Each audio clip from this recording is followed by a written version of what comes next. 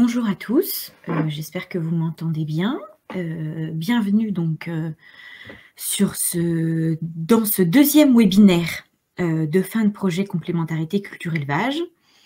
Je m'appelle Marie Flamand, je suis ingénieure projet chez Agrotransfert Ressources et Territoires.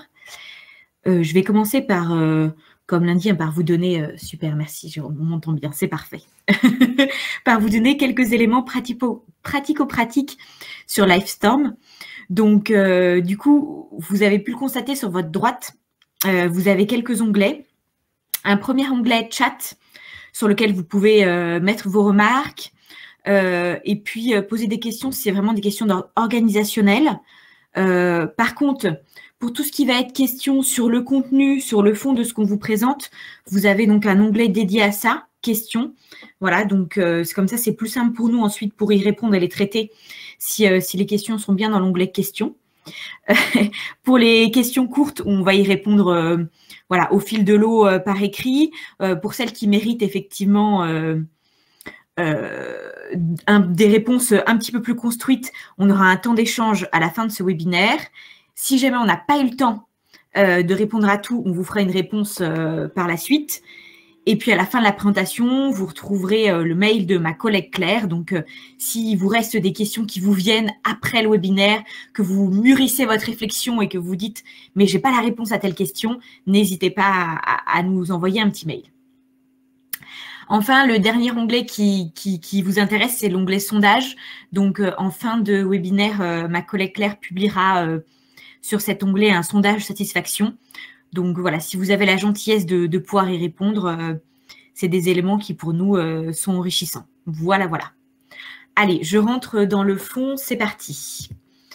Donc ce webinaire s'intitule « Conseiller et accompagner les agriculteurs pour faire fructifier les complémentarités entre culture et élevage ». Donc comme je le disais, il clôture un projet de R&D multipartenarial de 5 ans, donc le projet complémentarité culture et élevage. Multipartenarial, donc ça veut dire qu'autour de la table, on avait donc Agrotransfert, mais aussi, également donc les chambres d'agriculture des Hauts-de-France, INRAE et puis l'IDEL. Les questions qui nous étaient posées au début du projet, c'était les suivantes. Comment stopper la diminution de l'élevage en région et comment préserver une diversité de systèmes? Et donc, c'est via l'approche des complémentarités culture-élevage qu'on a répondu à ces questions. Donc, comment, en structurant nos travaux suivant 3 axes de travail, un premier sur l'identification des complémentarités culture-élevage qui semblaient pertinentes à développer en région, un second sur la validation de l'intérêt local de ces complémentarités, et puis un troisième sur la production d'une démarche pour accompagner le développement des complémentarités culture-élevage. Donc, c'est ce qui nous rassemble aujourd'hui, c'est ce sur quoi on va faire un focus dans ce webinaire. Et on va vous présenter donc voilà, les travaux qui ont été conduits. Donc, ce projet avec le financement donc, de l'Europe et de la région Hauts-de-France. La restitution donc, de nos 5 années de travail, on l'a construite en 3 temps. Un premier temps qui a eu lieu mardi dernier autour de la valorisation des complémentarités sur les exploitations, qui s'est articulé autour du témoignage de 3 agriculteurs. Si vous n'avez pas pu assister au webinaire de mardi, vous retrouverez prochainement sur la chaîne YouTube d'Agrotransfert le replay de ce webinaire. Donc, ce qui nous réunit aujourd'hui, c'est donc l'accompagnement au développement des complémentarités culture-élevage, avec le témoignage de 3 conseillers, Aude, Alexandre et Vincent, que je laisserai se présenter par la suite. Et puis, un dernier qui aura lieu demain, où là, on aura une vision un petit peu plus transverse de la thématique et on verra en quoi les complémentarités culture-élevage peuvent répondre aux enjeux agricoles d'aujourd'hui et de demain via effectivement l'intervention de 3 experts et puis un temps dédié un petit peu plus important à l'échange, voilà, à vos questions et à la discussion autour de ces questions d'avenir. Alors, Une petite introduction tout d'abord, avant que je passe la parole à nos conseillers. Tout d'abord, en quoi les complémentarités culture-élevage, elles entraînent un changement de raisonnement technique. Donc, elles entraînent ce changement de raisonnement parce que on se base sur des processus agroécologiques et qu'on n'est plus dans le cadre d'un raisonnement conventionnel. Je m'explique. Quand on se situe à l'échelle d'un raisonnement conventionnel, on cherche à maîtriser les paramètres de l'agrosystème. On va maîtriser la quantité d'azote qu'on apporte sur les cultures. On va maîtriser la valeur alimentaire des aliments qu'on donne aux troupeaux. Et tout ça, ça entraîne des systèmes et des solutions qui peuvent du coup être relativement génériques, où on arrive effectivement à un système où on sait qu'il faut apporter tant d'unités d'azote, qu'il faut apporter telle quantité d'aliments. Et par contre, à l'inverse, quand on travaille sur la thématique donc, des complémentarités culture-élevage, on ne peut plus avoir ce raisonnement. Là, pour le coup, ce qu'on cherche à faire, c'est à optimiser les interactions entre les composantes du système. Ce qu'on cherche à avoir, c'est à ce que ces interactions, elles rendent des services au système. Si je vous donne des exemples, ça va être en quoi est-ce que mes légumineuses fourragères, elles peuvent produire de l'azote pour la culture suivante. En quoi est-ce que mon métail, il peut être un concentré de production pour mes vaches laitières. Et tout ça, ça entraîne de fait une variabilité. On ne sait pas exactement combien est-ce que la légumineuse va fixer d'azote et va restituer d'azote pour la culture suivante. Ça va dépendre de beaucoup de facteurs extérieurs. On ne sait pas exactement quelle est la valeur alimentaire de mon métail et comment cette valeur alimentaire, elle évolue au cours de la conservation. Donc, toutes ces questions, ça nécessite justement ce fameux changement de raisonnement et de savoir s'adapter. Ça signifie que l'agriculteur, il ne peut plus raisonner à l'échelle de son atelier et il est obligé de raisonner à l'échelle de son système de production. Qui dit raisonner à l'échelle de son système de production, ça implique acquérir de nouvelles connaissances et compétences pour être capable effectivement de travailler à cette échelle. Pour l'acquisition de ces nouvelles connaissances et compétences, il peut bien évidemment s'appuyer sur l'aide de son conseiller agricole. Mais son conseiller agricole, lui aussi, il faut qu'il évolue dans son positionnement. Il ne peut plus être dans un positionnement de transfert de l'innovation. Je te conseille de mettre en place telle pratique, mais il faut qu'il soit dans un positionnement d'accompagnement à la transition agroécologique. Quels sont tes objectifs et en quoi je peux t'outiller pour l'atteinte de ces objectifs? Quelles sont les connaissances et compétences sur lesquelles tu veux travailler pour réussir à atteindre tes objectifs? C'est ça, du coup, le nouveau positionnement qui est à avoir. Dernier élément, donc, je vous ai parlé de transition agroécologique. Donc, cette transition, elle a été caractérisée par un certain nombre de chercheurs. Nous, on s'est approprié donc les étapes de cette transition, on les a reformulées. On en arrive à 4 étapes que je vais vous présenter et donc qui structurent en fait la transition agroécologique et donc la transition vers plus de complémentarité culture-élevage dans les systèmes. Il y a d'abord l'étape de connaître. Donc, c'est important de connaître son sujet. Ici, de connaître ce que sont les complémentarités culture-élevage. Une fois qu'on en a pris connaissance, on cherche à valider ça, c'est-à-dire à savoir si effectivement on considère que c'est intéressant, que ce serait une plus-value dans notre système. Une fois qu'on s'accorde sur le fait que oui, c'est intéressant, là, on va chercher à imaginer donc, un nouveau système dans lequel ces nouvelles pratiques sont introduites. Et une fois qu'on a fait cette étape d'imagination, on met en œuvre, on teste, petit à petit, on fait bouger le système pour l'intégration de ces nouvelles pratiques. Voilà pour les éléments de contexte et d'introduction que je voulais vous donner avant qu'on rentre dans le vif du sujet. Donc, le programme maintenant, c'est donc le retour d'expérience de Vincent Hiver qui va donc vous parler de l'accompagnement des collectifs d'agriculteurs qu'il a mené. Suite à cela, ma collègue Claire vous présentera la démarche Colinov.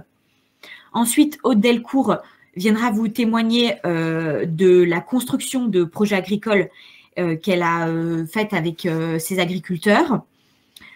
Claire présentera ce qu'est la co-conception. Alexandre Carlu vous fera part de son retour d'expérience sur la conversion des fermes à l'agriculture biologique sur son secteur.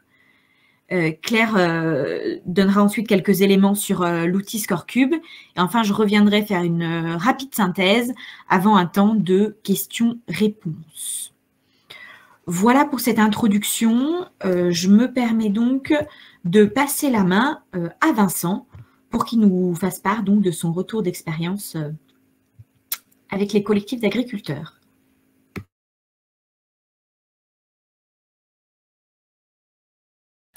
Oui, bonjour donc à tous. Vincent Hiver, donc conseiller à la Chambre d'agriculture de l'Oise et animateur de groupe de développement sur le secteur nord-ouest du département, donc au nord-ouest de Beauvais, pour une association de développement agricole qui s'appelle le Cernodo, qui regroupe à peu près une quinzaine de groupes de développement thématiques, culture, lait, viande, etc. Et donc moi, j'étais au départ conseiller, enfin je suis conseiller plus spécialement sur l'élevage. Et il y a 5 ans, quand on a commencé à réfléchir aux complémentarités culture-élevage et en quoi ça pouvait nous apporter quelque chose sur notre secteur, on était dans un contexte, enfin on est toujours d'ailleurs dans un contexte, comme l'a dit Marie par rapport au projet, de problématiques d'élevage et notamment de concurrence avec la grande culture, puisqu'on a un secteur aussi avec des potentiels de terre qui peuvent être importants en culture, et du coup une concurrence très claire entre l'élevage et la culture, avec la diminution de l'élevage au profit de la grande culture et cette perte de l'élevage. Donc il y avait une volonté, enfin il y a une volonté depuis un certain nombre d'années d'essayer de remettre aussi l'élevage au cœur des problématiques, et puis de se dire en quoi mon élevage peut être aussi un atout sur mon secteur, et comment faire avec des exploitations de polyculture élevage pour que au final une exploitation de polyculture élevage soit aussi, voire encore plus performante, et ça on en est convaincu, qu'une exploitation de grande culture seule qui arrêterait, du coup, qui aurait eu un arrêt de l'élevage et qui passerait à une exploitation de grande culture. Donc, c'était de démontrer ça, de dire que nos exploitations de polyculture élevage sur le secteur ont des gros atouts en termes de performance, et que arrêter l'élevage, c'est pas forcément un choix judicieux ni pertinent quand on calcule les choses, etc.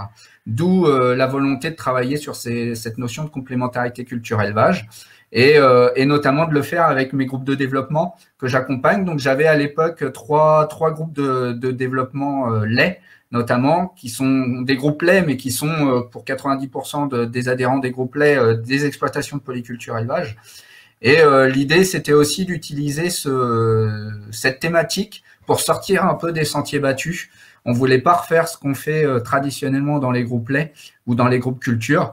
Et effectivement, on voulait passer sur autre chose et tester d'autres moyens d'accompagnement, d'autres méthodes. Et avec donc les 3 groupes lait, j'ai fait un petit sondage pour savoir qui était prêt à travailler en plus, on va dire, de ces 3 groupes et de l'activité traditionnelle qu'on allait garder, de faire un autre groupe, on va dire, composé des personnes qui souhaitaient de ces 3 groupes-là, pour aller travailler sur cette notion de complémentarité et sur aussi toute la philosophie autour de ça, c'est-à-dire le changement un petit peu de conception des choses. Encore une fois, comme l'a dit Marie en introduction, de passer d'une logique un petit peu... voilà, on a des intrants, on essaye de composer avec ces intrants pour modifier un petit peu l'agrosystème, à une logique beaucoup plus globale au niveau de nos fermes d'exploitation de polyculture élevage, et notamment avoir une réflexion qui soit plus en silo, c'est-à-dire d'un côté j'ai l'élevage que j'intensifie, de l'autre côté j'ai la grande culture que j'intensifie. C'est vraiment d'avoir un raisonnement sur quelles sont les passerelles entre ces 2 ateliers et comment optimiser au maximum ces passerelles pour faire qu'on arrive à de la plus-value. et qu'au final, 1 + 1 fasse pas 2, mais bien 3, quoi. Et ça, on en est vraiment convaincu, et c'était le postulat de départ avec ces agriculteurs-là. Et donc, on a réussi à composer un groupe d'une dizaine d'agriculteurs issus des groupes laits qui ont accepté d'aller dans ce groupe un petit peu innovant et de bousculer un peu les habitudes de travail qu'on avait aussi au niveau du groupe pour sortir des sentiers battus et aller plus loin dans cette réflexion. Voilà. Donc ça, c'était le départ de l'accompagnement.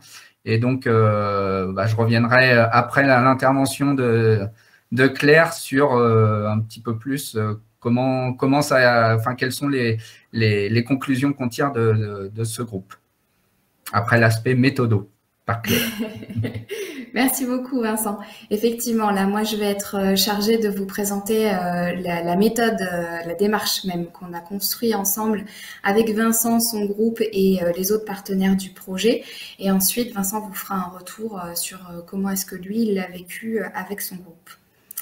Alors, je vais commencer par vous présenter la carte d'identité de cette démarche. Donc, tout d'abord, oui, c'est une démarche, c'est-à-dire, ce qu'on entend derrière démarche, c'est un agencement progressif d'outils et de méthodes qui va nous permettre d'accompagner les agriculteurs dans le temps. Et on la qualifie d'innovante parce qu'en fait, le point, on va dire, le plus innovant de cette démarche, c'est le positionnement des agriculteurs, où ils sont vraiment placés comme concepteurs des solutions qu'ils vont mettre en pratique ensuite. Et donc, ils sont acteurs du changement plutôt que récepteurs, on va dire. Ensuite, qu'est-ce qu'on peut en dire sur les objectifs vis-à-vis des agriculteurs? Ça va être de gagner en autonomie vis-à-vis des choix stratégiques sur leur exploitation, de monter en compétences également sur le fonctionnement de l'exploitation et donc d'adopter de nouvelles pratiques, qui est vraiment la finalité de la démarche. Pour les conseillers, ça va être de gagner du temps sur la formalisation de l'accompagnement, puisqu'en effet, donc, Vincent vous l'a présenté, les groupes de développement existent depuis longtemps. Ces dernières années, ils se multiplient avec les démarches de type GI2E, de type groupe 30 000, groupe défi, etc. Et à chaque fois, en fait, c'est un challenge pour chaque conseiller-conseillère de mettre en place une nouvelle démarche. Ça prend beaucoup de temps et il y a pas mal d'écueils en fait qu'on pourrait éviter en capitalisant sur les compétences de ceux qui ont déjà fait ce type de démarche. Donc là, c'était vraiment l'idée, c'était de proposer un peu tous les clés de réussite pour faire gagner du temps aux nouveaux accompagnateurs de groupe. Et puis, l'autre objectif aussi pour les conseillers, c'est de pouvoir accompagner un changement technique qui a un impact systémique, puisque on a quand même eu une dynamique de spécialisation des exploitations et aussi des conseillers qui étaient de plus en plus spécialisés sur une thématique donnée. Or là, on va parler de changements qui ont un impact sur l'entièreté du système. Par exemple, l'introduction d'une prairie temporaire dans la rotation, ça va avoir un impact sur la rotation même, sur la conduite de la culture suivante, mais ça va aussi avoir un impact sur les rations des animaux et sur la conduite du troupeau. Donc, on a vraiment besoin de cette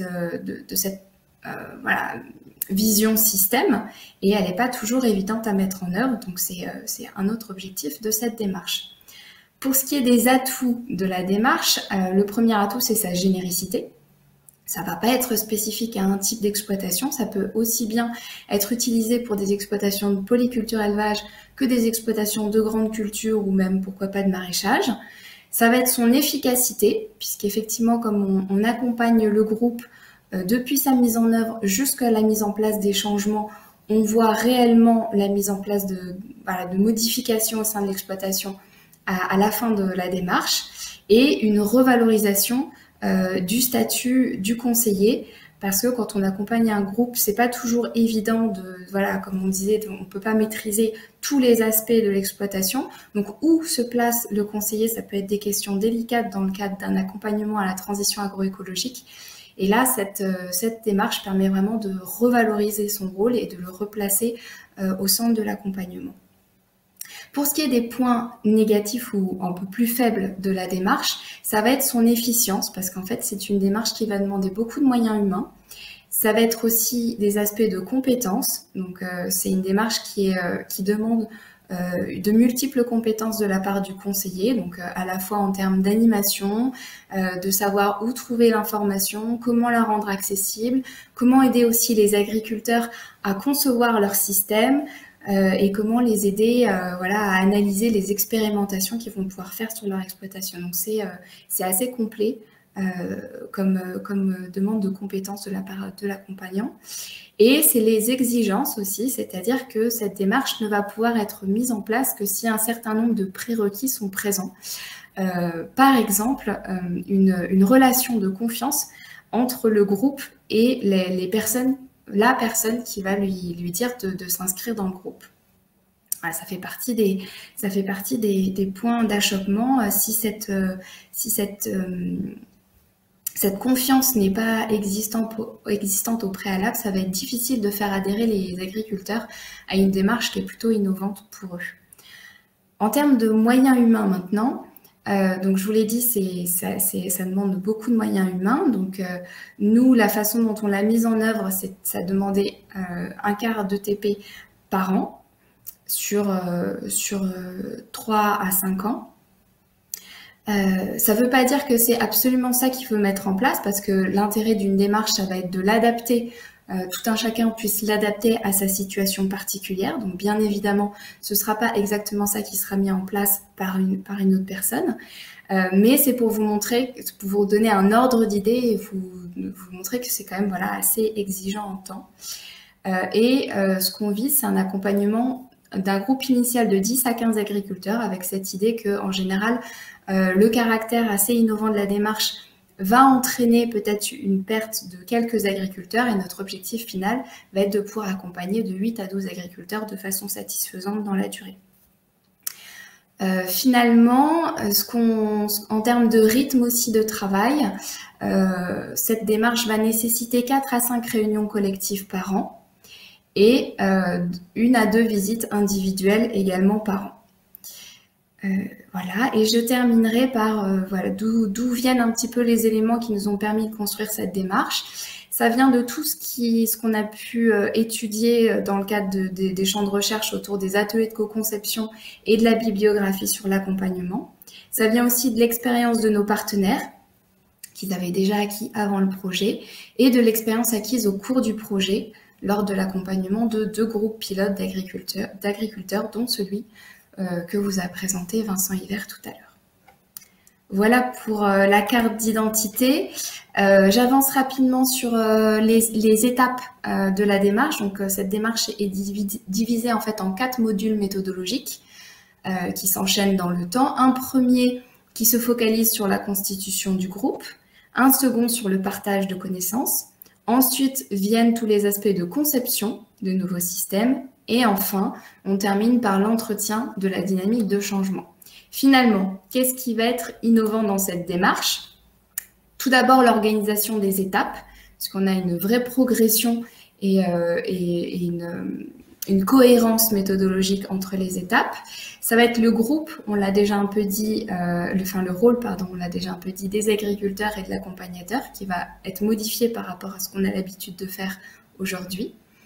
Ça va être aussi l'importance qui est donnée aux étapes 1 et 4, puisque c'est des choses, constitution du groupe et puis suivi d'un groupe dans le temps, qui sont plutôt, on va dire, classiques dans le travail habituel d'un animateur de groupe. Mais là, ce qui va changer, c'est l'importance qu'on leur donne en termes de temps dédié, parce qu'on est persuadé que si le groupe n'est pas suffisamment solide en démarrage de projet, ça va être difficile d'aborder des questions d'innovation et de conception, d'autant plus que ça touche à des sujets, on va dire, très personnels, puisqu'il s'agit de l'exploitation de chaque individu du groupe. Donc c'est pour ça que cette étape doit être assez soignée, et qu'ensuite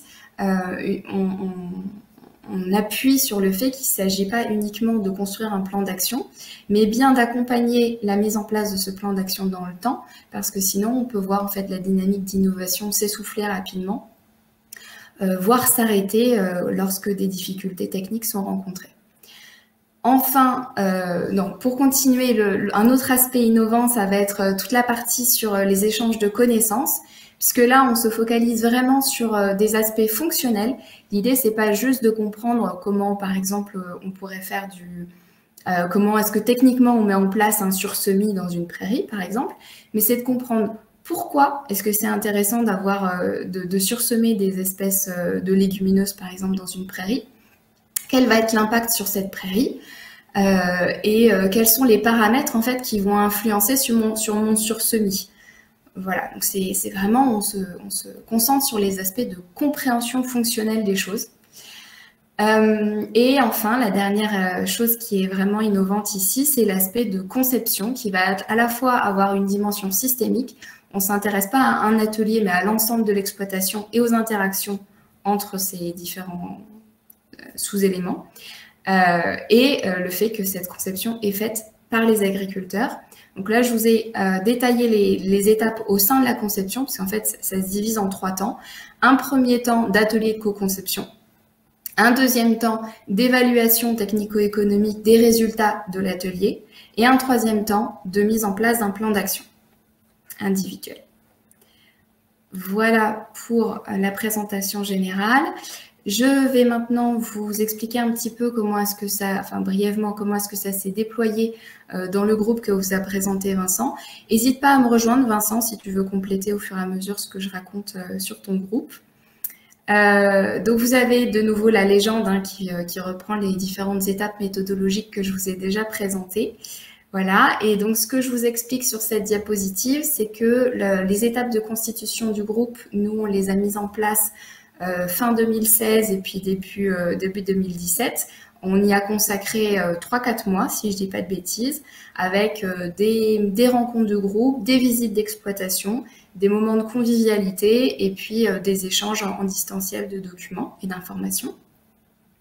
Puis le gros du travail s'est déroulé de 2017 à 2019 avec des journées où on enchaînait des apports d'experts donc sur les aspects fonctionnels suivis d'ateliers de co-conception, puis des journées où on allait individuellement sur l'exploitation qui avait accueilli l'atelier de co-conception pour lui donner à l'exploitant des éléments pour qu'il puisse lui-même évaluer la pertinence de ce qui avait été proposé en atelier et construire son plan d'action. Donc on avait 3 temps comme ça qui s'enchaînaient sur l'année et qui étaient ensuite conclus par une dernière réunion collective où là on discutait des aspects d'évaluation des résultats d'atelier en collectif pour montrer aux agriculteurs la pertinence du travail qu'ils avaient pu réaliser et discuter de comment aller plus loin et quoi mettre en place sur les exploitations. Enfin, l'année 2019 a permis de vraiment enclencher le suivi des changements avec des rencontres individuelles pour essayer de faire le bilan sur les plans d'action, ce qui avait été mis en place, ce qui avait été plus rapide que prévu, moins rapide que prévu, pourquoi, et une réunion collective pour mettre à plat les changements de chacun et peut-être remotiver aussi les agriculteurs qui avaient pu rencontrer des difficultés ou qui s'étaient laissés dépasser par leur calendrier agricole. Voilà, les remettre dans la dynamique par rapport au groupe. Voilà. J'enchaîne du coup juste sur les résultats qu'on a obtenus.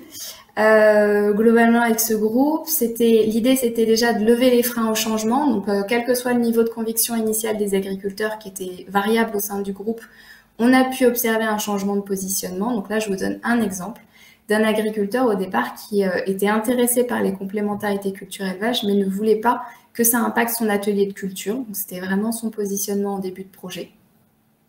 Puis en cours de projet, on a fait se rencontrer les 2 groupes pilotes du projet pour qu'ils discutent ensemble et là on a pu donc identifier un certain nombre de verbatims où on voyait déjà un changement de posture où cet agriculteur disait oui, psychologiquement faire moins de céréales, même si on sait qu'au bout on va être gagnant, c'est quand même dur à accepter. Donc on sent que déjà il est tout à fait contre l'idée de faire moins de céréales, mais il est bien conscient que c'est difficile pour lui.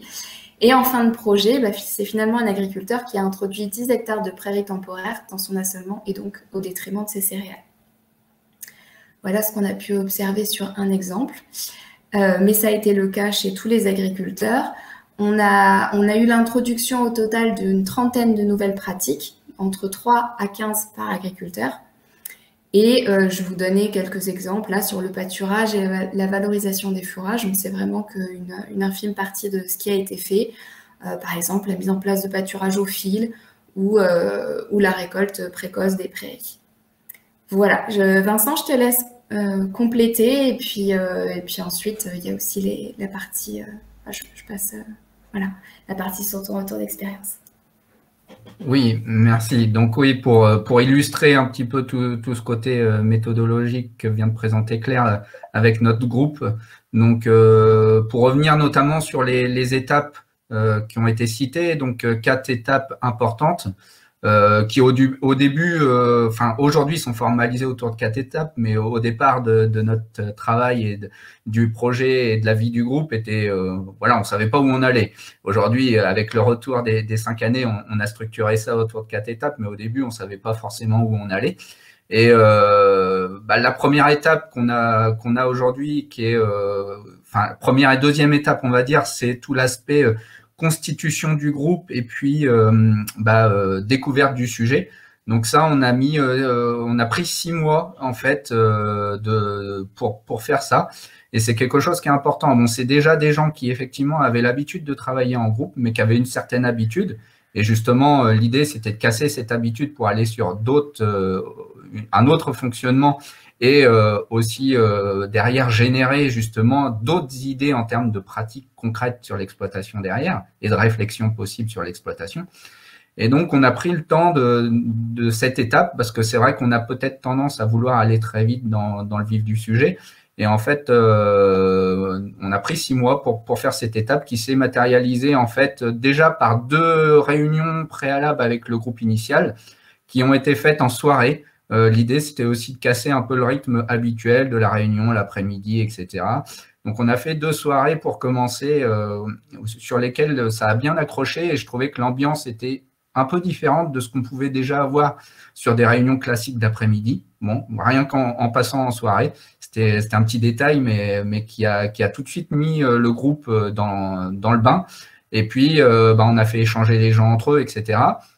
Et on a enchaîné par 2 visites d'exploitation à l'extérieur de notre département, ce qui a permis donc d'organiser aussi le groupe, c'est-à-dire qu'on a fait des covoiturages, qu'on a travaillé en amont sur qu'est-ce qu'on allait aller voir, quelles étaient les questions qu'on pouvait aller poser sur ces exploitations qui avaient été identifiées pour avoir un certain nombre de pratiques intéressantes à explorer. Et il y avait bien sûr le côté, on va aller voir des techniques, des pratiques qu'on a envie de voir et qui nous semblent intéressantes. Et puis, il y a aussi tout l'aspect à côté. Donc, on s'organise en groupe, en collectif, on fait du covoiturage, etc. pour constituer la vie du groupe. Et puis, suite à ça, on avait aussi parallèlement à ça mis en place quelque chose à distance, c'est-à-dire qu'on avait un petit lien Internet où moi, je donnais accès pour préparer à chaque fois la visite, la réunion d'après.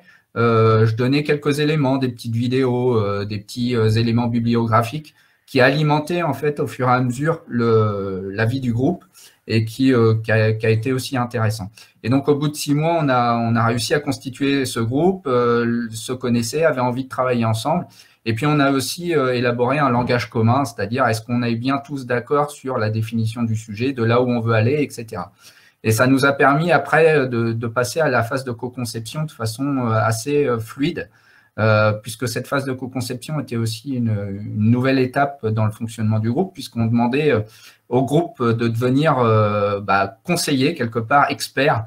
C'était chaque agriculteur qui devenait expert de son collègue, et on n'avait pas un conseiller qui venait délivrer un savoir, mais bien chaque agriculteur qui pouvait donner son avis et autour de ces ateliers de co-conception. Et ça s'est aussi très, très bien passé, même si au début, c'était un petit peu difficile pour eux de se rendre compte comment enfin, ils n'avaient pas forcément confiance en eux au début, c'est-à-dire ils étaient un peu timides sur donner des conseils à leurs collègues. Et au fur et à mesure des ateliers, la mayonnaise a pris et ils se sont pris au jeu. Et au contraire, ils se sont trouvés valorisés et voilà. Et au fur et à mesure, on avait une évaluation aussi. On faisait une évaluation en fait des hypothèses qui avaient été données sur chaque atelier, tous les 2 à 3 ateliers, ce qui permettait aussi de voir aux agriculteurs ce qu'ils avaient proposé lors des ateliers, quelles conséquences ça avait sur l'exploitation qu'ils avaient visitée et sur lesquelles ils avaient travaillé. Et du coup, ça leur donnait encore plus envie au prochain atelier de faire encore plus et d'aller encore plus loin, puisqu'ils avaient une évaluation à chaque fois, et à chaque fois, en plus, cette évaluation était plutôt pertinente, que ce soit en termes d'hypothèses de pratique et de conséquences technico-économiques derrière. À chaque fois, c'était vraiment très pertinent, quoi. Donc voilà, il y a eu ces 3 temps-là, donc qui ont été, mais qui sont des temps importants à chaque fois, mais des phases nécessaires pour l'accompagnement. On est vraiment sur un accompagnement de long terme, quoi. On n'est pas sur une réunion un jour, un conseil individuel un jour. On est vraiment sur un pas de temps qui est 3, 4, 5 ans et qui a toute son importance. Donc ça, c'est pour enchaîner sur la difficulté rencontrée, c'est le temps nécessaire à l'animation. C'est-à-dire que c'est pas parce qu'on a une animation, un groupe, qu'en fait, on va beaucoup plus vite qu'en individuel, et ça demande du temps autour de préparation et d'animation qui sont assez conséquents, quoi. Voilà.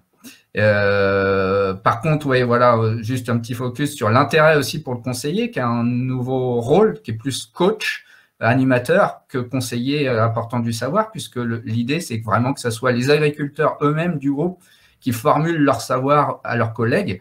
Et nous, on est là pour justement aiguiller tout ça et permettre que tout ça se fasse sans forcément apporter, nous, notre propre expertise. Mais c'est un intérêt parce qu'on voit un groupe qui est très acteur derrière, parce que justement, ils sont valorisés, ils apportent leur savoir et ils voient que les choses bougent chez leurs collègues. Et ça, c'est aussi très important pour nous en tant que conseillers. Je trouve que c'est encore plus valorisant quelque part que d'apporter un savoir, de voir un groupe comme ça qui évolue positivement, quoi. Et puis, pour les agriculteurs, c'est ce que je disais, c'est qu'eux valorisent aussi leur propre savoir et en même temps avancent aussi pour leur propre connaissance personnelle à chaque fois. Et ça, c'est très moteur, le fait que chacun apporte ses connaissances de façon concrète, quoi. Et surtout, le côté évaluation qui leur permettait justement de jauger qualitativement et quantitativement qu'est-ce qu'avaient été les conséquences de leur proposition, quoi. Voilà pour ce témoignage rapide. Alors, je ne sais pas si Claire, tu reprends la main ou si c'est Aude tout de suite.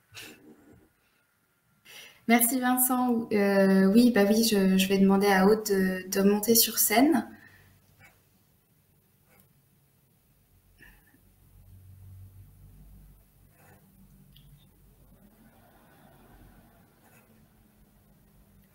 Aude, es-tu là?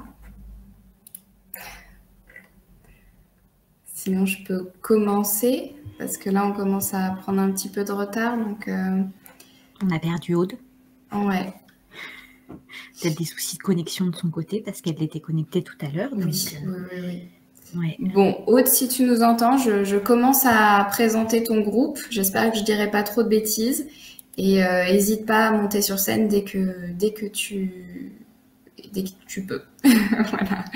Donc Aude Delcourt, elle est animatrice de groupe de développement à la Chambre d'agriculture de l'Aisne en production laitière.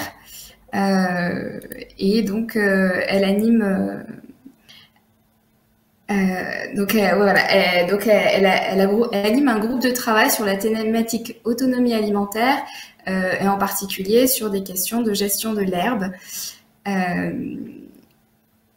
Donc voilà, et donc avec ce groupe de travail, il y avait aussi des nécessités d'évolution des modèles de production, donc un peu comme ce que Vincent vous a présenté.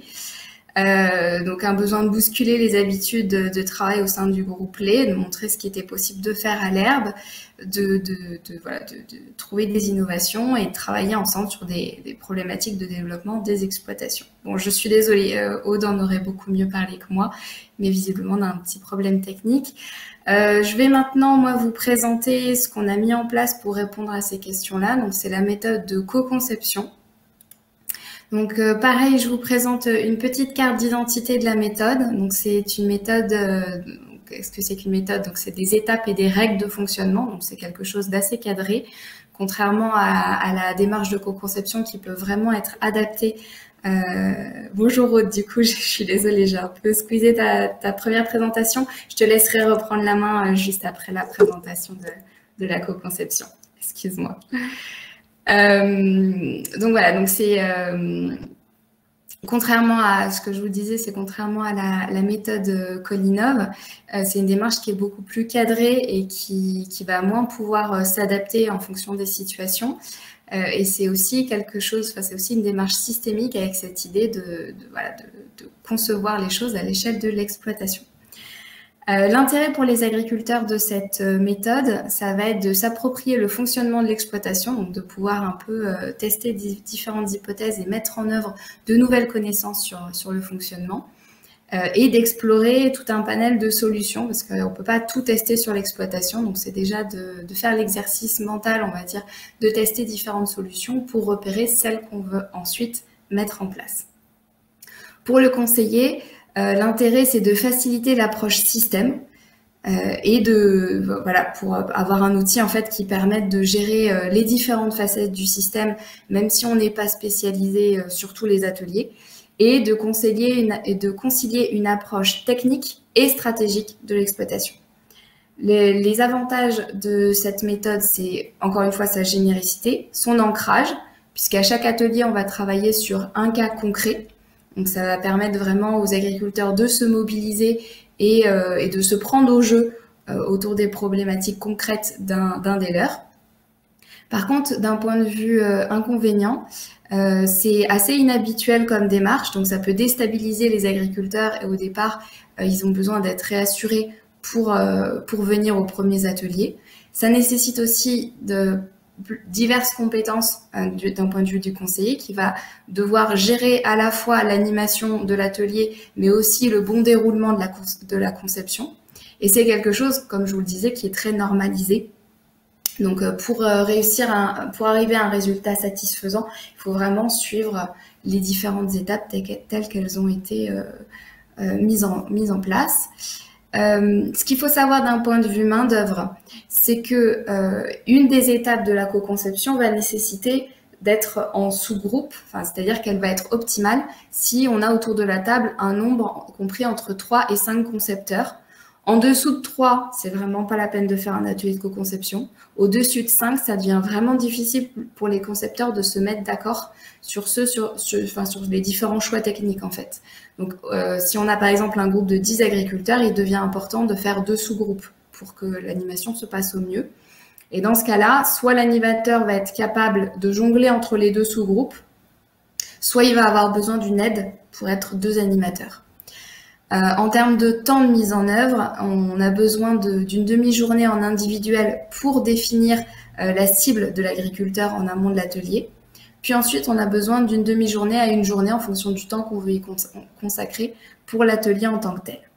Ce qui nous a permis de créer cette méthode, c'est tout ce qui a été conçu en termes de co-conception au sein de l'INRAE et des outils d'aide à la conception existants. Et puis l'expérience du projet autour des 2 groupes pilotes. Voilà, je vais vous donner un aperçu des 6 étapes de la conception de nouveaux systèmes au sein de ces ateliers. La première étape, j'ai commencé à vous en parler, c'est la construction de la cible. Donc c'est une étape vraiment très très importante, qui n'est pas évidente et qui nécessite en fait de bien questionner l'agriculteur sur ce vers quoi il souhaite aller dans son système pour pouvoir le traduire sous la forme d'une cible courte. Si on peut, c'est mieux qu'elle soit même chiffrée pour pouvoir au cours de l'atelier vérifier si on arrive à l'atteindre ou pas, cette cible. Voilà, et qu'elle ne contienne pas trop de restrictions pour qu'en fait les concepteurs puissent être libres de choisir, de proposer des choses assez innovantes ou en rupture. La deuxième étape, ça va être la présentation de l'exploitation au groupe. Donc ça, c'est l'agriculteur commanditaire de l'atelier qui va présenter le fonctionnement de son exploitation au groupe. La troisième étape, ça va être l'analyse de la cible. Donc l'agriculteur commanditaire présente ses objectifs et donc la cible qui a été formulée en étape 1. Et donc le groupe va discuter de ce que ça implique en termes de changement sur l'exploitation. D'un point de vue fonctionnement.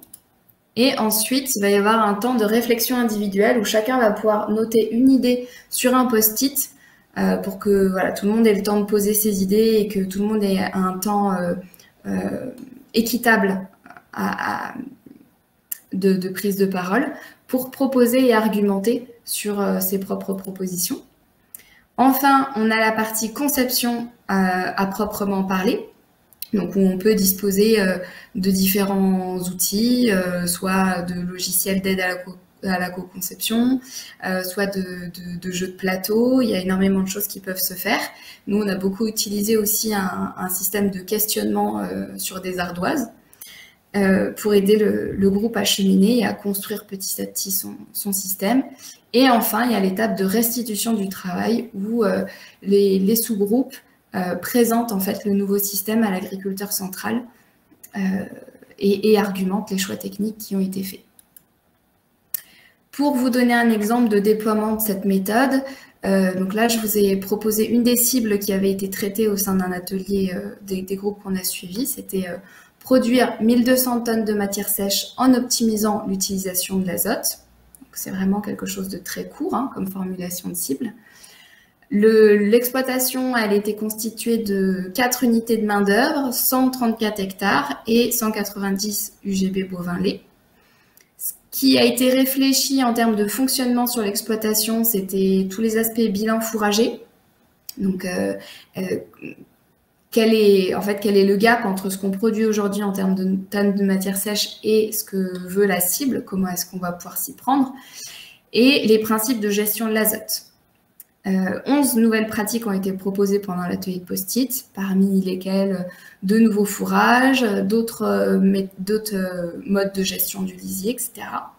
Et ce qu'on a abouti à la fin de l'atelier, c'était des rations plus autonomes, plusieurs nouvelles rotations et un programme de gestion de l'azote adapté. Voilà pour ce premier exemple. Je vais laisser Aude présenter un autre exemple qu'elle a fait avec son groupe et ensuite vous présenter son retour d'expérience. Vous m'entendez bien? Allô? Donc, moi, Aude Delcourt, donc je suis en agriculture de lait. Ouais. Donc, on a réalisé cet atelier de co-conception. Donc, il faut savoir qu'en fait, j'ai récupéré un groupe qui était déjà existant depuis une petite dizaine d'années. Et le groupe commençait à s'essouffler parce que, voilà, on n'avait plus spécialement de sujets bien particuliers à traiter, des sujets techniques. Et il s'est apparu que j'avais un des éleveurs du groupe qui avait comme projet une dissolution d'ERL. Il était en ERL avec son frère et l'idée, c'était de pouvoir travailler sur ce sujet-là. Donc, on a travaillé sur un atelier de co-conception sur une journée. Donc, l'intérêt pour cet éleveur, c'est que, en fait, dans ses questionnements, il ne savait pas trop où aller, comment, derrière l'arrêt de l'ERL, quelle stratégie prendre. Donc, on s'est retrouvé une journée, donc on a visité l'exploitation de la personne qui nous accueillait. Et vers midi, on a mis en évidence les questionnements qui étaient la dissolution de l'ARL. Alors, ce qui était intéressant, c'est que nous avons travaillé avec 3 sous-groupes, donc il y avait une dizaine d'éleveurs, et qui ont travaillé pendant 1 heure ou 2 sur des hypothèses de travail, savoir si on partait du côté intensif, du côté extensif, si on restait sur la même situation actuelle. Donc, c'était très intéressant parce qu'on a eu ces 3 leviers ces 3 hypothèses qui ont été relevées par les exploitants.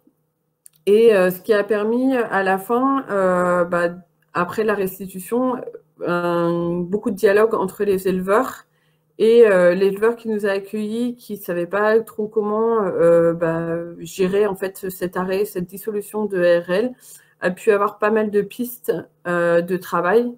Et sur l'ensemble du groupe, ça a permis aussi de pouvoir accompagner leurs collègues dans cette démarche.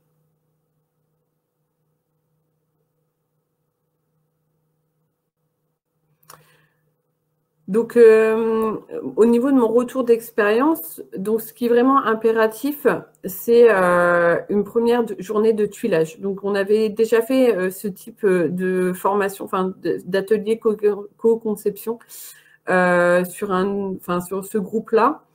Je m'étais fait accompagner par quelqu'un de l'Institut de l'élevage.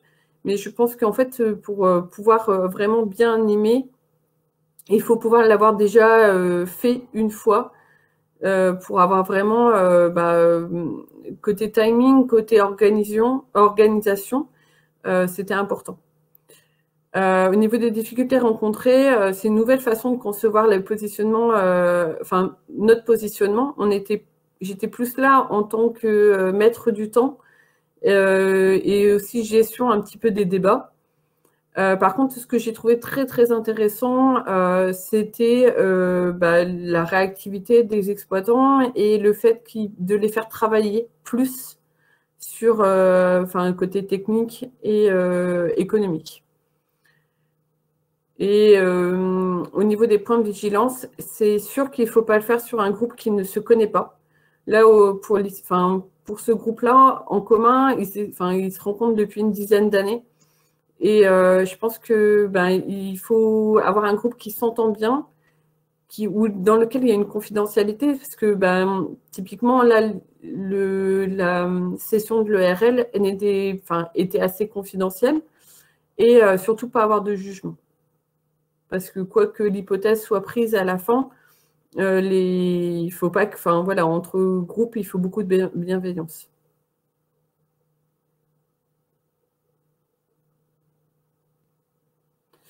Alors l'intérêt pour moi, ça m'a permis de maintenir le groupe. Parce qu'en effet, comme je le disais, c'est un groupe qui a une dizaine d'années. Moi, je l'avais récupéré depuis 2 ans.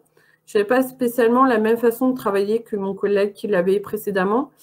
Le groupe a pu, on a eu un nouveau souffle au niveau du groupe qui était en train de disparaître. Et l'intérêt pour les éleveurs, donc c'était vraiment valoriser leur savoir de chacun et une meilleure appropriation en fait du sujet. On a eu pas mal de propositions d'hypothèses sur des sujets complètement divers et on a eu un effet de groupe très moteur. Et pour les propositions d'hypothèses très diverses, c'était assez étonnant. Pour l'anecdote, l'exploitant qui était en cours de dissolution de l'ERL ne leur avait pas du tout donné des pistes de travail de comment lui, il avait imaginé son projet par la suite. Et donc, on avait 3 groupes. Donc, j'avais un groupe d'éleveurs qui était complètement intensif, qui voyait en fait la dissolution de l'ERL avec en rembauchant un salarié agricole et augmenter le troupeau laitier.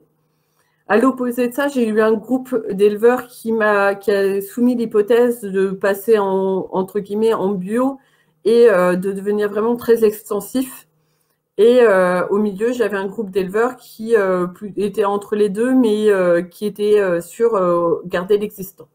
Donc j'ai trouvé ça, je pense que voilà, pour les éleveurs et l'éleveur qui était en face, il a pris un petit peu de tout, mais il a appris beaucoup de cette journée-là et le fait de travailler entre éleveurs comme ça, nous, en tant que conseillers, on n'a pas toujours tous les points de vigilance à mettre, que là, les éleveurs, entre eux, se sont mis des points de vigilance en gardant bien sûr une bienveillance auprès de l'éleveur qui avait son projet.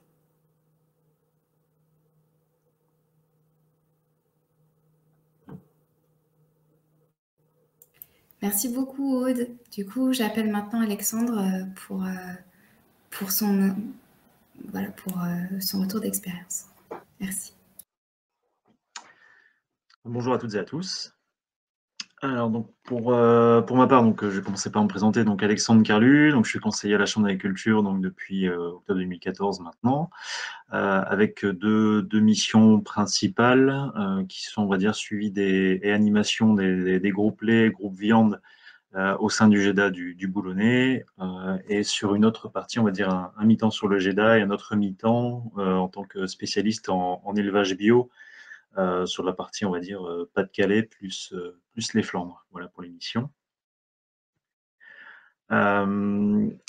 Donc voilà, donc aujourd'hui sur la partie sur laquelle je vais plus parler, on va dire, et plus présenter les choses, c'est sur une situation de conseil, une étude de conversion en bio d'une exploitation laitière.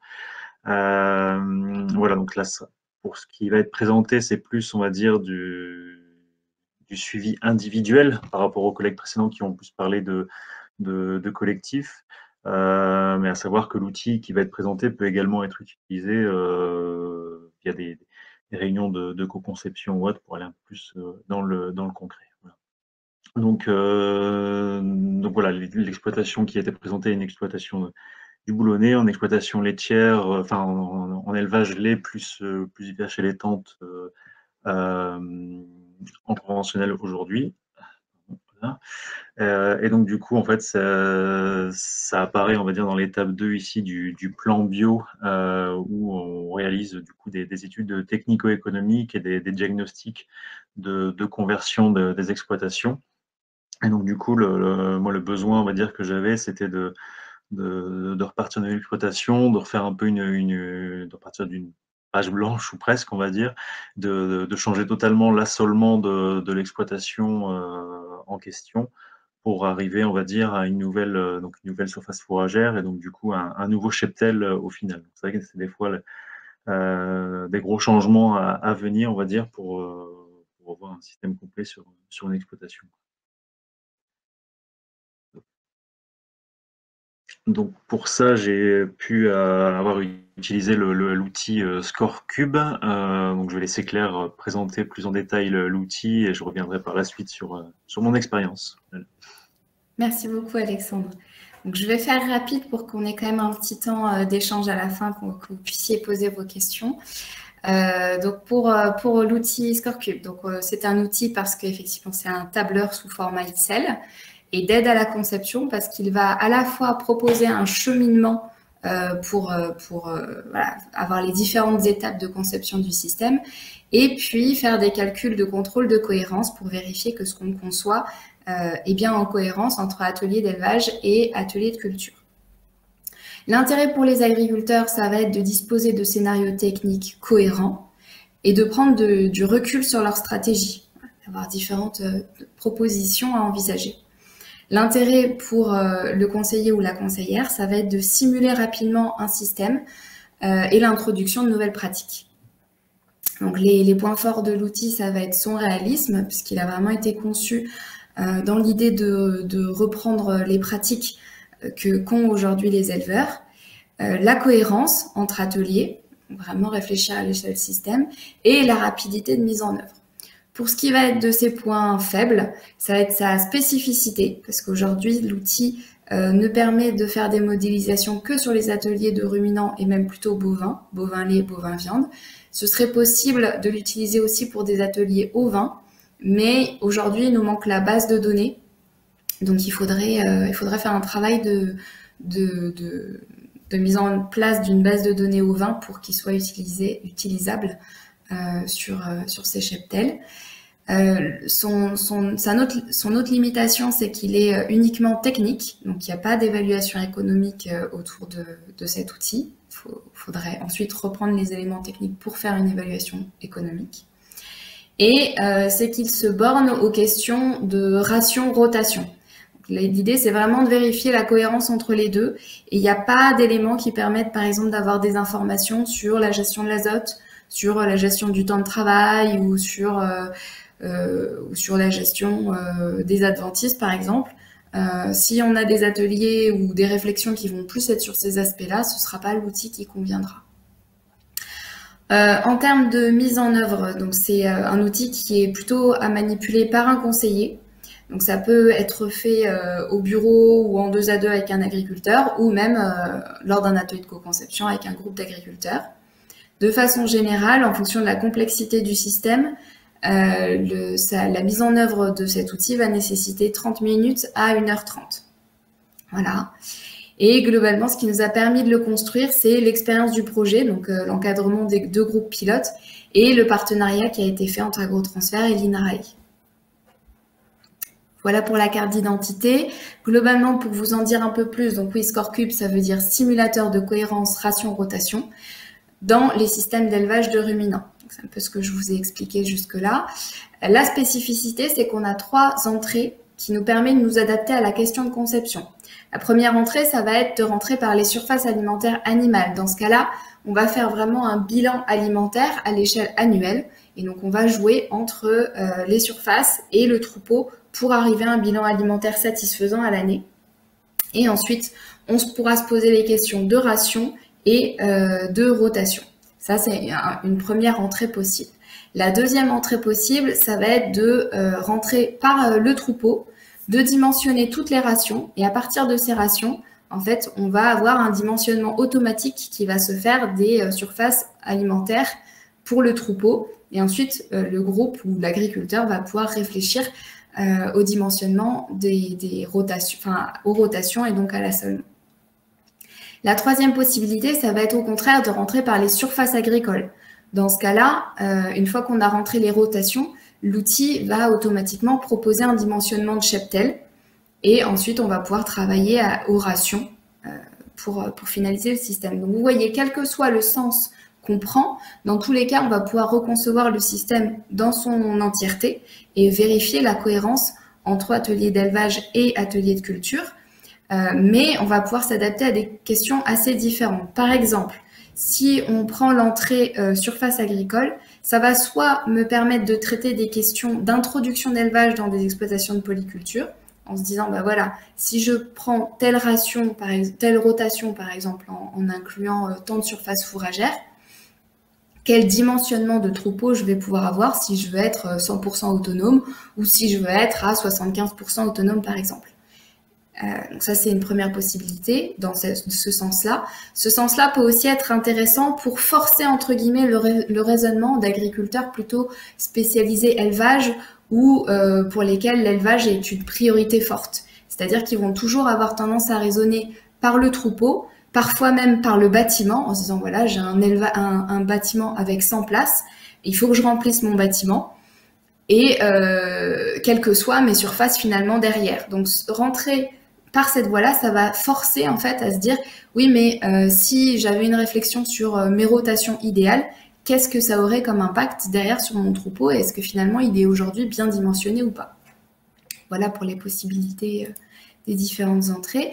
Je vous propose un premier exemple. Donc ça, c'est ce que j'ai pu faire avec un groupe.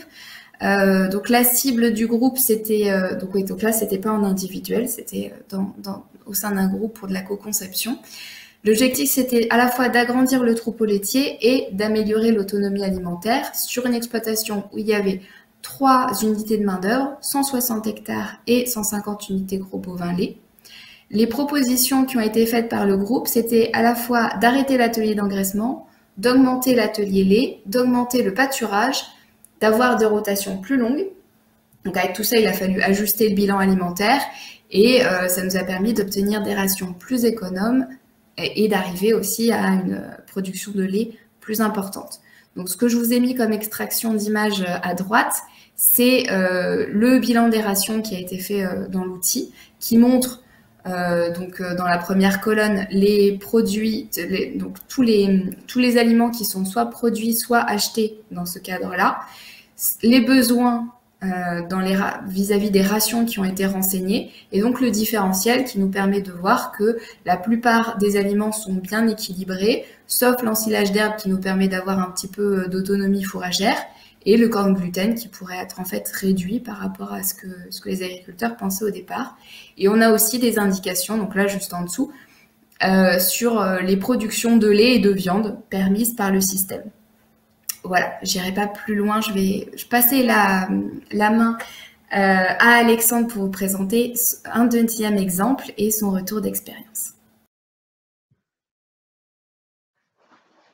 Merci. Donc du coup, pour moi, pour l'exemple que j'avais utilisé, donc je vous disais une conversion d'une exploitation laitière, enfin mixte au départ avec du lait plus la viande, mais on va dire avec 50 vaches allaitantes, 15 vaches allaitantes au démarrage sur une surface de 80 hectares, dont 36 de prairies permanentes. Donc voilà, donc l'objectif pour l'agriculteur, c'était plutôt de partir sur un système, donc on disait bio, avec arrêt de l'atelier allaitant dans un premier temps. Enfin, après, l'arrêt de l'atelier allaitant était un peu la conséquence également du changement de la rotation. Moi, dans ce système-là, du coup, et dans la majorité des études de conversion en bio, on part souvent des surfaces existantes sur l'exploitation qui sont souvent le facteur limitant, on va dire, sur les exploitations. Et sur ces surfaces-là, on va voir ce que l'on peut faire comme rotation. Et ensuite, de ces rotations, on va voir la production de fourrage permis et donc le troupeau que l'on peut nourrir dessus. Voilà, donc dans le cas ici de cet agriculteur, donc un des scénarios, parce que bien souvent on étudie différents scénarios pour le passage en bio, un des scénarios était de proposer la rotation avec, donc on voit ici, 3 ans de prairies temporaires à base de légumineuses, une année avec de la céréale qui était autoconsommée, pardon, et une année avec du métail-grain également autoconsommé. Voilà, donc l'agriculteur voulait garder quand même pas mal de céréales et de métail-grain pour rester autonome en paille. Donc c'est pour ça aussi qu'il a fallu aussi réduire le cheptel, parce qu'on aurait pu également passer toute la surface de l'exploitation en surface fourragère, notamment en gardant peut-être un peu de maïs ou du métail immature, mais ce n'était pas concevable pour l'agriculteur qui ne se voyait pas acheter demain de la paille. Donc voilà, c'était une des demandes de l'agriculteur. Puis il y avait aussi la volonté d'arrêter le maïs dans un des scénarios qui est proposé ici. Donc voilà, on se retrouve avec cette rotation proposée là ici. Et donc du coup, on avait bien les 36 hectares de prairies permanentes de base. Et ensuite, du coup, 3 années sur 5, on va dire, sur les surfaces restantes, sur les 44 hectares restants, où on avait de la surface fourragère. Voilà, donc ces surfaces nous permettaient, du coup, enfin, on voit sur la partie gauche, on voit que les surfaces, notamment en prairies permanentes et prairies temporaires, sont reprises, notamment dans le bilan alimentaire. On voit que selon le type de fourrage que l'on en extrait, entre des ensilages en rubanage précoce, du foin frais un peu plus tardivement, on va dire, ou alors de l'herbe pâturée. On a du coup le tonnage sorti, mais également les valeurs alimentaires selon le stade de fauche ou le stade de pâturage, également pour de l'herbe, qui nous permettent de sortir en phase du coup donc le tonnage, mais également les UF et les PDI sortis par hectare, on va dire, ou au total sur l'exploitation. Donc voilà, ce calcul après nous permet donc du coup de voir si le cheptel que l'on met en face est cohérent, et nous permet de dire, ben voilà, on arrive à nourrir dans ce cas-là ici, avec ce changement, de nourrir 50 vaches laitières plus la suite, mais il fallait arrêter l'atelier allaitant pour rester le plus autonome possible. Et donc, pour reprendre ce que disait Claire aussi tout à l'heure, du coup, donc voilà, à la fin, on est bien parti par les surfaces, donc on a le cheptel que l'on peut nourrir, et donc du coup, on a aussi adapté la production laitière. Je crois que c'était aussi une des questions qui était sur le petit bandeau à droite. Voilà, c'était que forcément la production laitière a été réadaptée avec la conversion en bio, et donc du coup, ça nous permettait du coup de produire à peu près 309 000 litres, dont 296 000 qui étaient vendus par an. Voilà, donc ça permet, on va dire, de réadapter tout le système et de voir la cohérence du système. Alors, pour revenir sur ce qui a été dit tout à l'heure également, donc là, pour le temps de prise en main de l'outil, donc de ce fichier Excel, pour un premier cas concret, c'est vrai que pour aller jusqu'au bout, il faut bien, on va dire, une heure et demie peut-être pour la première fois. Après, c'est vrai quand on a un peu plus l'habitude, en 30 minutes à 1 heure, ça se fait relativement bien.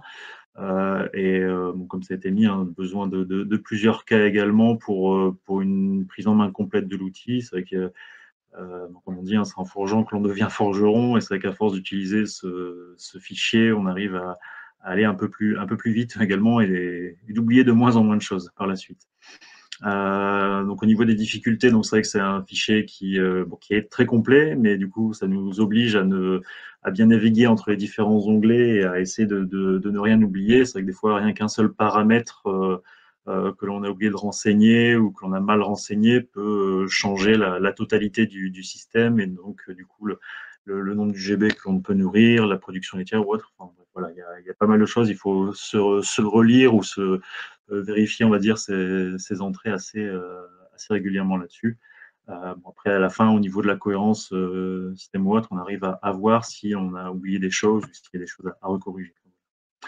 L'intérêt, donc je disais, bon, voilà, c'est de vérifier la cohérence d'un système fourrager et aussi, surtout pour un agriculteur qui, on va dire, se pose la question d'aller en bio et de revoir totalement son système, mais également totalement ses rations, c'est de pouvoir prévoir toutes les rations par lot d'animaux, donc que ce soit sur les vaches laitières, sur les genisses, et par période, période par période également, et de vérifier également au niveau stock, que ce soit foin, ensilage, enrubanage, si on a ce qu'il faut.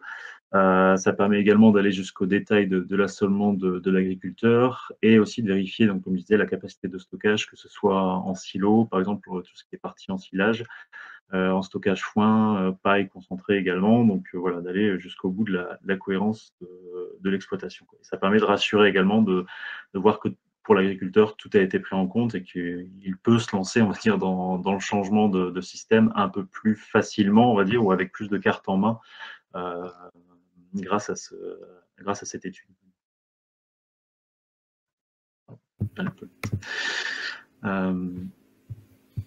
Voilà, je vais peut-être passer un peu vite, mais je sais qu'on est un peu pris peut-être un peu par le temps. Mais bon, ça permettra peut-être d'avoir quelques questions par la suite s'il y a besoin. Je sais qu'il y en a déjà sur le côté. Marie, je te laisse la main. Je te remercie, Alexandre. Allez, je finis avec vraiment très rapidement une micro-synthèse parce qu'effectivement, on est un tout petit peu en retard. Donc du coup, les 3 sorties qui viennent de vous être proposées, donc la démarche Kolinov, la méthode de co-conception et Score Cube, bien évidemment, ils s'intègrent en fait dans nos fameuses 4 étapes de la transition agroécologique que je vous ai présentées en introduction. La méthode de co-conception et Score Cube s'intègre au niveau de l'étape imaginée, puisqu'il s'agit là de concevoir un nouveau système et de voir si en fait ce système est équilibré. Quant à la démarche Kolinov, en fait, du coup, comme c'est une démarche de transition, du coup, c'est une démarche en fait qui répond à nos 4 étapes. J'ajoute ensuite que donc dans le cadre du projet, en fait, on a produit des éléments pour les différentes étapes. Donc, on n'a pas eu le temps évidemment de tout vous présenter ici. Et une partie de ces éléments qui vous ont été présentés mardi dans le webinaire 1. Mais et bien évidemment, vous retrouvez tous ces éléments sur le site internet dédié aux sorties du projet. Donc ces éléments, ça va être une définition des complémentarités culture-élevage, des expériences innovantes de complémentarité. En ce qui concerne effectivement le fait de valider l'intérêt, ce sont des études de cas avec l'évaluation de ces cas concrets. Une batterie d'indicateurs si vous voulez vous-même réévaluer les complémentarités culture-élevage sur une exploitation. Et puis, pour rajouter sur la partie imaginée, des études de projet. Donc voilà, on a effectivement, du coup, on a remis sous forme de fiches en fait les différents ateliers, certains des ateliers qu'on a eu lieu avec effectivement tout le cheminement, quelle était la cible au départ, qu'est-ce que l'atelier a donné comme système, et ça vous permet effectivement d'illustrer et de voir ce à quoi on peut arriver en faisant donc ces étapes et cet exercice de conception. Voilà. Mettre en œuvre, vous avez quelques éléments donc dans la démarche Kolinov. Le temps du projet fait que c'est l'étape qu'on a réussi à le moins creuser. Donc c'est là où on va effectivement avoir moins d'éléments à vous présenter. Mais dans la démarche Kolinov, vous avez des éléments qui du coup reprennent cette étape de mettre en œuvre et qui vous donnent des clés pour cette étape. Donc ensuite, vous dire très rapidement que donc il y a une formation à ces sorties, donc une formation à la démarche Kolinov, une formation à l'outil Score Cube. Donc voilà, donc suite à cette formation, vous avez un guide de la démarche Kolinov qui vous reprécise donc toutes les étapes et les clés de réussite. Vous avez du coup les Excel de l'outil Score Cube et le guide utilisateur de l'outil Score Cube. C'est pas magnifique. Voilà. Pour finir, donc, n'oublions pas que demain, on a donc le dernier webinaire sur effectivement les aspects plus transversaux et la réponse agro, en quoi les complémentarités culture-élevage fournissent une réponse agroécologique aux enjeux agricoles, avec nos 3 experts Luc, Pierre et Julie, voilà, qui se présenteront plus en détail demain. Et je passe très rapidement, parce qu'on a déjà dépassé un petit peu l'heure, à une phase question. Je pense que voilà, on va peut-être avoir le temps. Je me permets effectivement, je vais valider avec ma collègue Claire, mais je pense qu'on va avoir le temps de prolonger de quelques minutes pour répondre à quelques questions. Et ensuite, on va devoir clôturer. Je rappelle sur scène mes co-présentateurs, donc Aude, Alexandre, Vincent et Claire, pour participer très rapidement à cette phase de questions-réponses.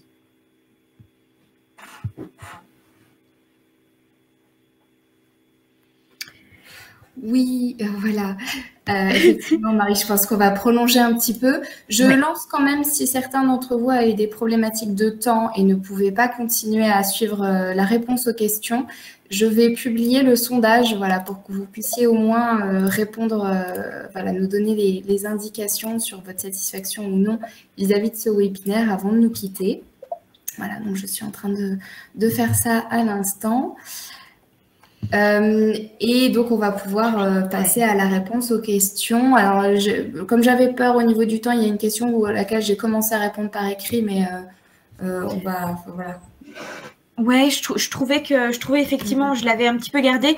Je trouvais que cette question d'Élise Pelzer, elle était effectivement très intéressante et puis effectivement un peu compliquée à répondre par écrit parce que elle reprenait beaucoup d'éléments. Donc du coup, je suis pas sûre de pouvoir l'afficher. Du coup, comme tu as commencé à répondre, j'ai plus la possibilité de cliquer sur afficher en live. C'est pas grave. Je relis la question. Est-ce que vous avez réussi à mobiliser les agriculteurs dans la durée? Qu'est-ce qui a fait que ça a bien marché et qu'ils sont restés motivés jusqu'au bout? Motivation initiale, rôle des accompagnants. Je pense que ça, c'est vraiment essentiel comme retour d'expérience de ce qu'on a vécu. Je propose peut-être à Vincent de commencer à répondre. Alexandre, ensuite, tu pourras sans doute compléter. Et puis Aude, si tu veux rajouter effectivement quelques mots là-dessus. Vincent, je te laisse la main pour répondre. Tu la visualises, cette question? Tu veux que je te la relise ou ça va aller? Non, c'est bon, merci. Ouais, ça marche. Donc, au niveau de la continuité, effectivement, on est sur un temps long de projet, d'animation de groupe. Et la phase de départ a été aussi essentielle, déjà à constituer le socle du groupe, que les gens se connaissent, apprécient, se retrouver, etc. Et puis après, la phase de co-conception, elle a été, elle a suivi dans cette envie de continuer au sein du groupe, c'est-à-dire qu'à chaque fois, les gens qui allaient, dès le premier atelier, celui qui a reçu, il a reçu 6 ou 7, je ne sais plus combien ils étaient, collègues qui ont apporté leur proposition.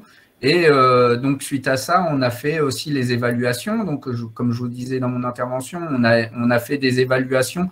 On faisait une réunion spécifique tous les 2 à 3 ateliers pour restituer en fait ce que les gens avaient proposé et surtout leur donner. Nous, on faisait tout un tas de travail derrière d'aller revoir l'agriculteur une fois l'atelier terminé pour lui dire voilà qu'est-ce qui a été proposé, etc. Toi, qu'est-ce que tu retiendrais? Et surtout faire les simulations technico-économiques, c'est-à-dire qu'à la fin, on avait un chiffrage de ce que les agriculteurs avaient proposé concrètement. Et donc, sur ces réunions intermédiaires entre ateliers, les gens étaient intéressés pour voir ce que leurs propositions donnaient concrètement, quoi, puisqu'on avait des chiffres à leur proposer suite aux hypothèses qu'ils avaient émises durant l'atelier. Donc, ils étaient très intéressés pour venir voir ce que ça donnait et pour avoir aussi le ressenti de l'agriculteur, puisque finalement, l'agriculteur chez qui on était, à chaque fois, n'avait pas forcément beaucoup de temps de parler sur les propositions qui lui avaient été faites. Et donc, ce temps d'évaluation derrière cette réunion spécifique lui permettait aussi d'exprimer ce qu'il avait ressenti et comment il voyait les choses. Et ça, c'était intéressant pour les agriculteurs qui avaient donné leurs propositions. Et en fait, les choses se sont faites que celui qui recevait avait une expertise de ses collègues et du coup avait envie d'aller voir ce qui se passait chez l'autre collègue qui lui avait amené son expertise. Il y avait un effet de je donne un retour à ce qui a été fait chez moi, quoi. C'était pas je reçois l'atelier, je reçois mes collègues, ils me font les propositions et basta. Derrière, c'était du coup, j'ai envie d'aller voir ce que mes collègues aussi font et leur amener le travail que eux-mêmes ont amené chez moi, quoi. Et donc tout ça a eu un effet boule de neige, Ce qui fait qu'au fur et à mesure, ceux qui à chaque fois participaient à l'atelier étaient intéressés pour recevoir l'atelier, mais aussi pour délivrer leurs propositions parce qu'ils avaient reçu l'atelier et que ça leur avait bien plu et que du coup, ils étaient redevables quelque part de ce qui se passait chez leurs collègues, mais aussi parce qu'ils avaient un intérêt, c'était intéressant pour eux. Et du coup, tout ça a pris et à tel point qu'ils se sont fait écho à chaque fois dans les groupes traditionnels qui continuaient à exister à côté. Et on a eu du coup l'intégration d'un certain nombre de personnes qui n'étaient pas au début du projet parce que justement les collègues en parlaient et disaient bah tiens c'est sympa, on a fait ceci, cela. Et du coup, tout ça a permis effectivement d'aller dans la continuité, quoi. Et donc, à chaque fois, ils avaient envie d'aller sur l'autre collègue, enfin, chez l'exploitant chez qui on n'avait pas encore été, etc. Voilà. Merci Vincent. Alexandre, est-ce que tu veux rajouter un mot? Oui, pour rebondir un peu sur ce que disait Vincent, donc c'est vrai que sur le Pas-de-Calais, on avait aussi un groupe qui était monté, donc il y avait avec 12 personnes au démarrage. Après, finalement, c'est vrai que ça s'est un petit peu effiloché au fil du temps et on avait vraiment un noyau de 4-5 agriculteurs qui participaient régulièrement. Le souci qu'on a peut-être pu rencontrer, nous, pour répondre à la question, justement, pour faire vivre un groupe comme ça sur le temps, c'est que c'était un peu la somme de différents d'agriculteurs qui venaient de différents groupes déjà de base, qui ne se connaissaient pas forcément trop bien au départ. C'est vrai qu'on était 4 conseillers, au final, de 4 GEDA différents, à ramener un petit peu chacun nos contacts, nos éleveurs qui voulaient participer à ce groupe. Et c'est vrai que la mayonnaise n'a peut-être pas bien pris parce qu'ils ne se connaissaient peut-être pas bien au départ. Donc, c'est important, je pense, de créer un bon groupe, on va dire, au démarrage et de bien faire adhérer à cette démarche de co-conception qui n'est pas forcément due à tout le monde, mais c'est un temps nécessaire au démarrage de bien former le groupe et de bien rappeler les règles du jeu dès le démarrage. C'est un temps peut-être un peu long, mais nécessaire. Aude, tu veux rajouter quelque chose sur le maintien de la dynamique de tes groupes dans le temps? C'est ce que j'expliquais tout à l'heure. En fait, quand on est sur des... Enfin, moi, pour le coup, j'étais sur un groupe qui était très historique, qui avait une dizaine d'années. Et c'était un groupe de travail à la base qui était sur l'herbe. Donc, pendant quelques années, ils ont travaillé sur leurs chiffres. Ils ont cherché l'autonomie alimentaire au niveau du pâturage et au niveau de l'herbe. Et en fait, je pense qu'ils avaient fait le tour. Ils étaient toujours dans la volonté de se rencontrer assez régulièrement pour au moins faire leur bilan économique annuel. Mais dans l'année, en fait, on n'avait plus trop d'objectifs. Ils n'avaient plus trop à trouver des thèmes. Donc là, on en a conclu, et après avoir fait 2 ateliers de co-construction avec eux en 2 ans, c'est de continuer à faire un atelier de co-construction chez chaque membre du groupe. Et je pense que ça va permettre de faire perdurer le groupe qui, je pense, avec le temps, allait s'essouffler et allait disparaître. Donc, c'est une nouvelle proposition et ça peut être très intéressant pour des groupes déjà existants. Merci Aude. Du coup, je pense qu'on est clairement dans la continuité, j'affiche la question de Gradiela qui reprend effectivement une question de Delphine Coquet sur voilà, comment face à un groupe qui n'est pas constitué, effectivement, on peut voilà, lancer une démarche avec un groupe non constitué. Je pense que ça, c'est quelque chose que vous vous posez comme question. Peut-être, du coup, très rapidement, Claire, est-ce que tu veux bien donner quelques éléments extrêmement rapides sur cette question? Et après, je pense qu'on sera obligé malheureusement de conclure. Oui, sur comment est-ce qu'on constitue un groupe. Moi, je dirais que le premier élément, j'avais un petit peu dit à l'écrit, c'était déjà de trouver quelqu'un avec qui ils ont déjà une relation de confiance. C'est pas forcément la personne qui va animer le groupe derrière, mais ça peut être leur conseiller habituel qui va leur dire moi j'ai connaissance d'un groupe qui est en train de se monter, je connais ta situation, je sais que ce serait pertinent pour toi, je te conseille d'y aller. Et rien que ce lien-là se fait qu'il y ait cette connaissance entre un conseiller et l'agriculteur, ça va lui donner confiance en le groupe qui se monte et lui donner envie d'y aller. Donc ça, c'est un premier élément. Le deuxième élément, c'est qu'il faut construire sur ce qui va rapprocher les agriculteurs.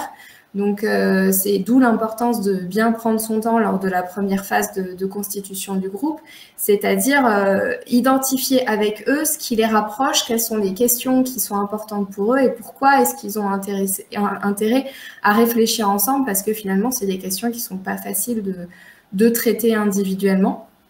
Et donc, faire tout un travail là-dessus. Et donc, cette première étape de constitution du groupe va être d'autant plus longue qu'il n'y a pas de connaissance initiale entre les agriculteurs ou qu'il n'y a pas de lien fort entre le conseiller et ses agriculteurs. Donc, c'est vraiment, voilà, il y a différentes de choses à mettre en place, comme tous les aspects de convivialité, des temps de repas ou de visite d'exploitation qui va pouvoir être mise en place pour que les gens apprennent à se faire confiance et identifier entre eux, voilà, tous les liens qu'ils peuvent avoir. Si c'est déjà des premiers éléments que je peux proposer. Et puis, je rajouterais peut-être aussi, pour compléter et pour terminer, l'aspect labellisation qu'on avait identifié comme clé de réussite. Donc, dans le cadre, effectivement, du collectif du Cernodo, donc il y a un GI2E qui a été créé. Et donc, l'idée d'aller vers de la labellisation, c'est aussi créer une identité de groupe. Effectivement, c'est se dire, maintenant, j'appartiens à un groupe vraiment qui a été labellisé. Et ça aussi, ça les aide du coup à être, en fait, à se sentir groupe, à créer leur identité et du coup à se sentir mobilisés alors qu'ils ne se connaissaient pas forcément avant. Je pense que ça peut être un dernier élément à rajouter. Tout à fait. Je suis désolée, je vous propose à moins que vous ayez un petit mot à rajouter, sinon je vous propose de conclure parce qu'on on va arriver au quart d'heure de retard. donc voilà, je suis désolée, ça a été un peu court en termes de phase d'échange. N'hésitez pas à nous poser des questions, à revenir vers nous si vous avez d'autres interrogations. Et je vous dis pour certains, à demain. N'hésitez pas aussi à répondre au sondage, hein, je vous le rappelle, hein, avant de nous quitter, ce serait vraiment chouette de votre part. Et, voilà, et je rejoins Marie, hein, merci à tous et puis j'espère à demain pour la plupart d'entre vous.